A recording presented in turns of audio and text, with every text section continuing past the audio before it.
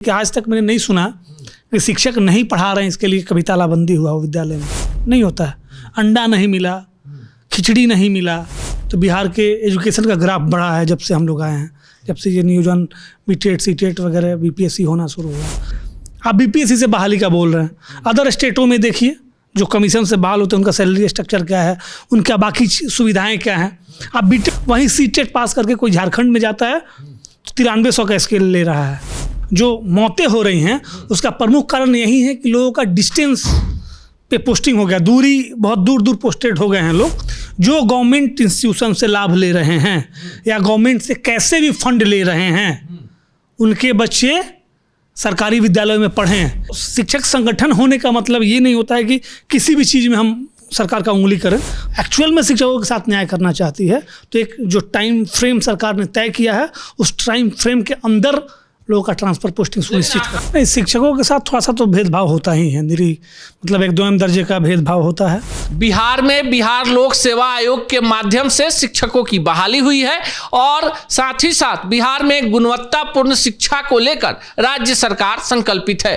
पर शिक्षकों की भी कई सारी समस्याएं हैं और कई सारे संगठन हैं। आज हमारे साथ बिहार स्टेट टीचर एसोसिएशन गोप गुट के प्रवक्ता अश्वनी पांडे जी हैं और इनसे कई सारे सवाल शिक्षकों से जुड़े हुए मुद्दों को लेकर, उनके स्थानांतरण को लेकर और बिहार में जिस तरह से समय पर विद्यालय पहुंचने की जल्दबाजी में कई शिक्षकों की सड़क दुर्घटनाओं में हुई मौत पर कोई बोलना नहीं चाहता, इन तमाम सवालों पर अश्वनी पांडे से जानेंगे। तो पहला सवाल कि बिहार के बिहार लोक सेवा आयोग वाले शिक्षकों की सबसे प्रमुख समस्या क्या है? देखिए, बिहार लोक सेवा आयोग से बहाली हुई है। आपने जैसे अपने शुरुआती संबोधन में ही कहा कि सरकार गुणवत्तापूर्ण शिक्षा के लिए काम कर रही है, उसी क्रम में बीपीएससी से बहाली हुआ है। इससे पहले भी जो बहाली हुआ था, बीटेट से हुआ हो, सीटेट से हुआ हो, या जब जो माना गवर्नमेंट ने रखा लोग करके आए हैं, तो गुणवत्तापूर्ण शिक्षा देने के लिए सब लोग एलिजिबल हैं। लेकिन सबसे बड़ी जो आपने समस्या कहा कि सबसे बड़ी समस्या है कि जो पोस्टिंग हो करते समय ध्यान नहीं रखा गया। अब चंपारण के आदमी को सीतामढ़ी, पटना के आदमी को पश्चिमी चंपारण, तो इससे इतना हौच पौच की स्थिति हो गई है। खासकर महिलाओं को घर से 200, 300, 400 किलोमीटर दूर। तो आप समझिए किसी भी सेक्टर में, आप पत्रकार ही हो या कोई भी हो, पत्रकार हो, शिक्षक हो, जजेज हो, इन लोगों को कहा जाता है कि लोग बौद्धिकता वाला काम करते हैं, बुद्धि से जुड़ा हुआ काम है, तो इन लोगों को रिलैक्स रहना बहुत ज़रूरी है। तो आप अगर घर से 200, 400, 500 किलोमीटर दूर रहेंगे तो आप तो परिवार की समस्या में उलझे रहेंगे। पत्नी फ़ोन करेगी, गैस नहीं है, बच्चा का तबीयत खराब है, ये है वो है। तो सबसे कोई भी हो, कितना भी आदर्श बन ले, सबसे ज़रूरी होता है कि पहले आप खुद से अपने आप में रिलैक्स रहिएगा, तब आप इन बौद्धिक कामों को कर पाइएगा। तो सबसे पहले तो ये जो डिस्टेंस दूरी पे जो लोगों का पदस्थापना हुआ है, इससे पहले बीटेट सीटेट से बहाली हुई थी। पूरे बिहार का पंचायत सरकार घुमा दिया। अगर बीपीएससी का एग्ज़ाम हो और उस दौरान के शिक्षकों से आप पूछें तो आंख मूंद के हाथ रखेंगे कि कौन ब्लॉक कहाँ है। इतना मजबूत हो गया है ये ज्योग्राफी लोगों का। तो यही सारी चीज़ें हैं। समस्या सबसे बड़ी समस्या है। तो सरकार ने ट्रांसफ़र को लेकर नया नियम कानून कायदा ला दिया, इसको किस रूप में लेते हैं? ये स्वागत योग्य, हम लोगों ने बहुत प्रयास किए थे, स्वागत योग्य है, लेकिन समय से इम्प्लीमेंट हो जाए। सामने चुनाव है, ऐसा ना हो कि ये इम्प्लीमेंट होते आचार संहिता लग जाए और मतलब डिले हो रहा है। हालांकि हमारे एसीएस काफ़ी गंभीर है, संवेदनशील हैं और मुख्यमंत्री जी भी इस मामले को लेकर काफ़ी संवेदनशील हैं। तो शिक्षक संगठन होने का मतलब ये नहीं होता है कि किसी भी चीज़ में हम सरकार का उंगली करें। जो सकारात्मक हो रहा है सरकार कर रही है, लेकिन बस एक ही सरकार से अनुरोध होगा आपके माध्यम से कि टाइम बॉन्ड में हो। अगर न्याय देर से भी मिले तो न्याय की कैटेगरी में नहीं आता है, तब उसको अन्याय ही मान लिया जाता है। तो अगर गवर्नमेंट एक्चुअल में शिक्षकों के साथ न्याय करना चाहती है तो एक जो टाइम फ्रेम सरकार ने तय किया है उस टाइम फ्रेम के अंदर लोगों का ट्रांसफर पोस्टिंग सुनिश्चित कर। आंकड़े की बात कर ले तो पटना में नाव से दूसरी पार जाने के दौरान शिक्षक गिर जाता है, बाइक के साथ में मौत हो जाती है। शायद ही कोई ऐसा महीना है जिसमें 3, 4, 5 ऐसी घटनाएं बिहार से देखने को नहीं मिलती होंगी, जिसमें खासकर स्कूटी से विद्यालय जाने वाली शिक्षिकाओं की तादाद सबसे ज़्यादा है। आपको नहीं लगता है इसको लेकर संगठन को बड़ा सवाल उठाना चाहिए? नहीं, बिल्कुल। संगठन भी जो है इसके लिए संगठन ही आगे आया है और गवर्नमेंट ने भी इस पर सकारात्मक रूप रुख दिखाया है। मैं फिर इसी पे आऊँगा कि इसका जो मौतें हो रही हैं उसका प्रमुख कारण यही है कि लोगों का डिस्टेंस पे पोस्टिंग हो गया, दूरी बहुत दूर दूर पोस्टेड हो गए हैं लोग। तो एक दूसरा ये है कि एकदम टाइम पे पहुंचना जरूरी है। तो हम ये चीज़ तो नहीं कह सकते कि नहीं टाइम पे नहीं पहुंचिए, हम संगठन ही हैं तो हम ये थोड़े कहेंगे आप पत्रकार हैं। सपोज दैट कि आप पत्रकार यूनियन के नेता बन जाएं तो आप अपने पत्रकारों को ये थोड़े कहिए कि आप अपने संस्था से लड़िए और समय से रिपोर्टिंग मत कीजिए। तो मैं तो ये नहीं कह सकता कि हाँ आप समय से न पहुँचे। चलिए अश्विनी पांडे जी ये भी बता दीजिए, चूंकि आप एक बड़े संगठन के प्रदेश के प्रवक्ता हैं, आपको लगता है सरकार ने बहुत कुछ कर दिया, बीपीएससी से बहाली कर दी, उससे पहले सीटेट टीटेट से बहाली हुई थी, नियोजित शिक्षकों का भी एग्जाम ले लिया, समय से वेतन भी मिल जा रहा है, सब कुछ है, शिक्षा में कितना सुधार हुआ है? देखिए बहुत कुछ सरकार ने नहीं किया है।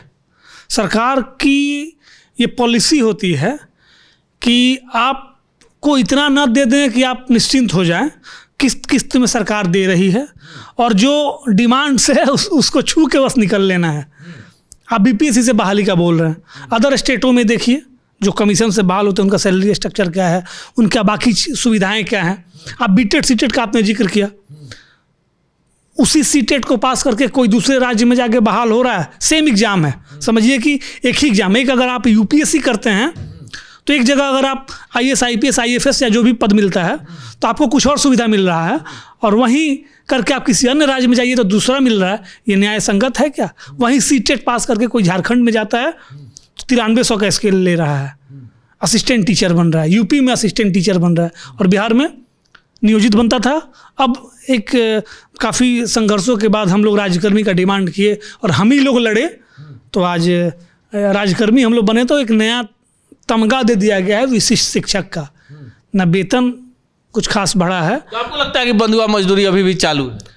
मतलब आप मान सकते हैं कि बस रैपरिंग होती है, री रैपरिंग। जैसे आप देखेंगे कि प्रोडक्ट्स लॉन्च होते हैं और अगर मार्केट में अच्छा रिस्पांस नहीं है तो उसी प्रोडक्ट को अलग लेवल लगा के रीलॉन्च किया जाता है। अच्छा एक और बड़ा सवाल है जो बिहार की जनता जानना चाहती है। शिक्षकों की बहाली हो गई, आप पहले से पढ़ा रहे हैं, उससे पहले से भी लोग पढ़ा रहे हैं।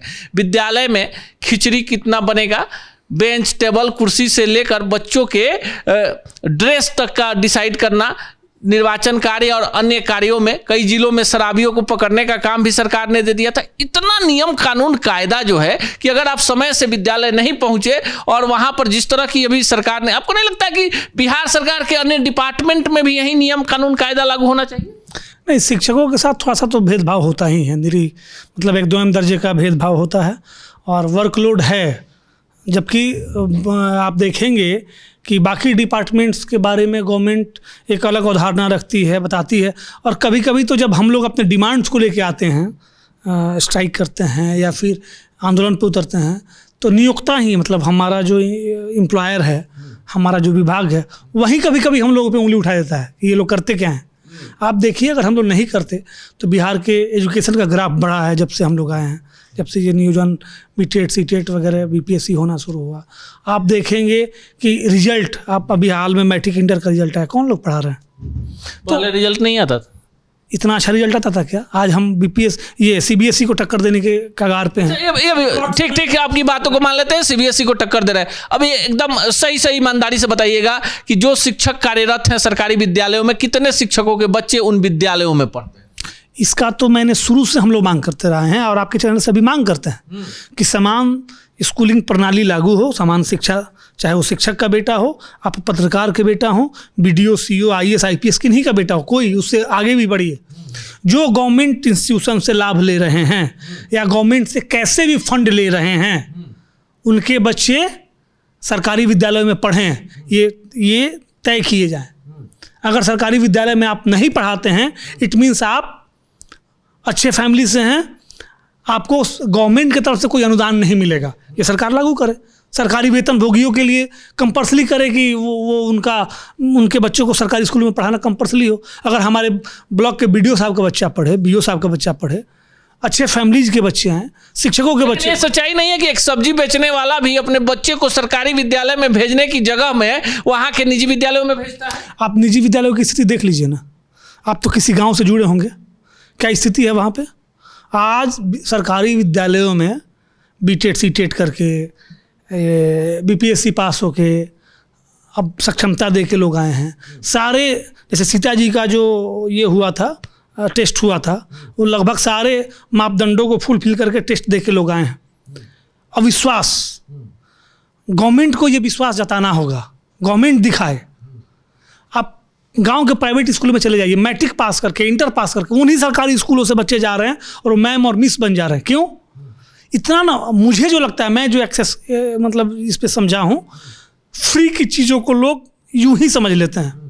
अगर गवर्नमेंट थोड़ा सा यही समान स्कूलिंग प्रणाली लागू करे और 5-10 रुपये भी फी लेने लगे ना, इतना ना सरकार दे रही है, इतना दे रही है कि केवल योजना बांटने का केंद्र हो गया है विद्यालय। मुझे लगता है बच्चे ड्रेस के पैसे के लिए, छात्रवृत्ति के लिए, खिचड़ी खाने के लिए, 10th में बेटियां पास हो जाएंगी तो उनको वजीफा मिल जाएगा। अधिकांश बच्चे इसलिए सरकारी विद्यालयों में आते हैं। नहीं, पहले आते थे, अब स्थिति बदली है। आप पत्रकार हैं, मैं तो कहूँगा कि आप रैंडमली किसी स्कूल को उठाएं, आप देखिएगा कि कुछ समय से 5-7 साल से स्थिति बदली है।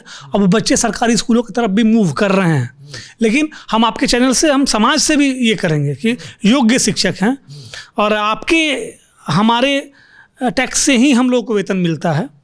तो आप आज तक आपने, मैं तो समाज से भी मुझे नाराज़गी रहती है कि आज तक मैंने नहीं सुना कि शिक्षक नहीं पढ़ा रहे हैं, इसके लिए कभी तालाबंदी हुआ हो विद्यालय में। नहीं होता है। अंडा नहीं मिला, खिचड़ी नहीं मिला। वही तो हम सवाल भी न पूछ रहे हैं ना, वही तो सवाल पूछ रहे हैं कि फ्री का वजीफा है, लोग इसीलिए बच्चों को भेजते हैं, बच्चे प्राइवेट स्कूल में पढ़ते हैं लेने के लिए सरकार। अब स्थिति बदल गई है। अब स्थिति ये बदली है कि अब शिक्षक रिस्क लेना नहीं चाहते हैं। समाज का दबाव पहले होता था कि ऑनलाइन नहीं था। हमारे बीच के भी कुछ लोग थे जो जिनकी एक्टिविटी वैसी थी जिस कारण से हम पूरे शिक्षक समाज पे उंगली उठता था।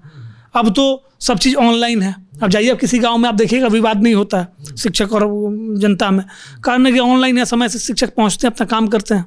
तो लोगों को भी लग गया कि नहीं भाई, अब यहाँ जो असामाजिक तत्व स्कूलों को परेशान करते थे वो लोग भी अब दूरी बना लिए। बच्चे आप देखिए, अब तो ऑनलाइन बच्चों का अटेंडेंस बनना पायलट प्रोजेक्ट में शुरू हो गया, सारे स्कूलों में होने जा रहा है। तो चीज़ें, जो करप्शन था वो घट रहा है।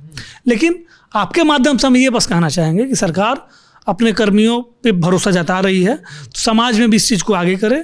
और दूसरा कि शिक्षकों की भी सुनी जाए, वन वे कम्युनिकेशन ना हो। मतलब ग्राउंड पे, जैसे आपका मैनेजमेंट है सस्तक मीडिया प्राइवेट लिमिटेड, आप ग्राउंड रिपोर्ट और ग्राउंड में जाकर रिपोर्टिंग करते हैं, तो क्या कंटेंट हो सकता है, क्या बेहतर है, क्या सामाजिक मुद्दे हैं। अश्वनी पांडे जी का साफ साफ मानना है कि सरकार की जो व्यवस्था है काफी बढ़िया है और इसमें जो नियुक्त शिक्षक हैं सरकार का पूरा सहयोग कर रहे हैं, पर बेहतर चीजों को आगे बढ़ाने के लिए तमाम लोगों को मिलकर काम करना चाहिए और कहीं विसंगतियां हैं तो उसे दूर करने के लिए सरकार को बड़ा दिल दिखाना चाहिए। बाकी आप बिहार के सरकारी विद्यालयों के हालात, शिक्षकों की स्थिति, बिहार सरकार की मंशा पर क्या सोचते हैं, कमेंट बॉक्स में जरूर बताएं। सच टॉक का ये वीडियो आप लोगों को कैसा लगा कमेंट करके जरूर बताएं। साथ ही साथ अपने दोस्तों से शेयर करना इस वीडियो को ना भूलें।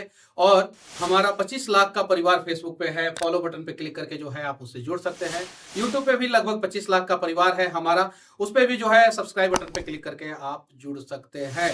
साथ ही साथ इंस्टाग्राम और ट्विटर पे भी जो है आप फॉलो करना ना भूलें, तब जाके जो है आपको वीडियो का नोटिफिकेशन सबसे पहले मिलेगा। जय हिंद।